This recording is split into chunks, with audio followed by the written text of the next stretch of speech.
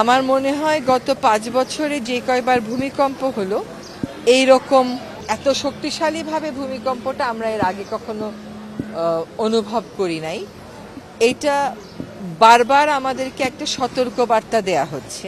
সেখানেই যদি আমাদের এই অবস্থা হয় তাহলে যেখানে অরিজিনেট করে নিশ্চয়ই সেখানে আরো অনেক শক্তিশালী হয়। তো বারবার যে আমাদেরকে এই সতর্কবাণীটা দেয়া হচ্ছে এইটাকে তো আমাদের আসলে বিবেচনায় নিয়ে প্রস্তুতিটা নেওয়া দরকার। যেমন ধরেন আজকে আমি আপনাদের সাথে যে অনুষ্ঠানে ছিলাম সেখানে দ্রুততার সাথে নেমে আমি একটা খোলা জায়গায় দাঁড়াতে পেরেছি, কিন্তু বাংলা জায়গাতে তো খোলা জায়গায় দাঁড়ানোর কোনো উপায় নেই, খোলা কোনো জায়গায় আমরা রাখি না। ঢাকা শহরে সুউচ্চ ভবন হবে কি হবে না সেই বিতর্কে যে আসলে কোনো লাভ নেই। তার কারণ হচ্ছে এই দেশের মানুষকে হয় আপনার উপরের দিকে যেতে দিতে হবে, নতুবা আপনাকে সমান্তরালে যেতে দিতে হবে। সমান্তরালে যেতে দিলে আপনার যেই পরিমাণ কৃষি জমি জলাশয় ভরাট হবে তার থেকে আমাদের বলা হচ্ছে যে আমরা উপর দিকেই যাব। কিন্তু কথা হচ্ছে যে আমাদের বিল্ডিং কোডগুলো এখনকার বিল্ডিংগুলো মেনে চলছে, কিন্তু প্রচুর বিল্ডিং যেগুলো হয়ে গেছে, যেগুলো রাজুক তার পরিসংখ্যানে বলে যে ৯০%-ই কোনো অনুমোদন নেই বা ব্যত্যয় ঘটেছে, সেইগুলোর কি হবে এই রকম ভূমিকম্প যদি রিপিট করতে থাকে? তো এটা অবশ্যই আশঙ্কার কথা। আমি কোনো স্বস্তির কথা শোনাতে পারছি না।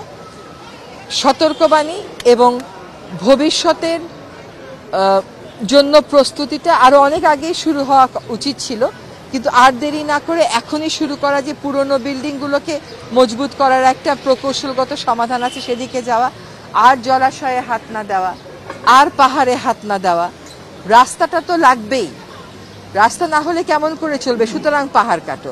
এই যে এখানে ৬ লেন করেন, সেখানে ৬ লেন করেন, এই ৬ লেন করতে গিয়ে আমরা আমাদের যে প্রাকৃতিক রক্ষা বহু আছে সেগুলো যে ভেঙে দিচ্ছি, এটা যে ভাঙা যাবে না, এইটাও মানুষকে বোঝানো, এই কাজগুলো করতে হবে। তবে আমার মনে হয় সবচেয়ে বেশি ঝুঁকিতে আছে ঢাকা এবং পুরনো ঢাকা। তার কারণ হচ্ছে এখানে অনেক বেশি বিল্ডিং। এই বিল্ডিংগুলোকে আমাদের যেটা বলে যে আবার এক ধরনের প্রযুক্তিগত সমাধানের দিকে নিতে বাধ্য করা, এবং আর জলাশয়ে হাত না দেওয়া, আর পাহাড়ে হাত না দেওয়া। আর আরেকটা কথা হচ্ছে যে আমাদের দুর্যোগের প্রস্তুতিও বাড়ানো। আপনি যত নিয়মকানুন মেনেই সব কিছু করেন না কেন, তারপরেও দুর্যোগ যখন তার অনেক বেশি শক্তিশালী হয়ে যায় তখন আপনি আসলে করবেনটা কি? আমরা দেখি যে একটা সাধারণ অগ্নিকাণ্ডেও, সাধারণ বলবো না, একটা বড় ধরনের অগ্নিকাণ্ডেও যদি আমাদের ফায়ার সার্ভিস যখন যায় তাদের ভলান্টিয়াররাও কিন্তু মারা যায়। তার মানে আমাদের প্রশিক্ষণের আরো বেশি প্রয়োজন আছে।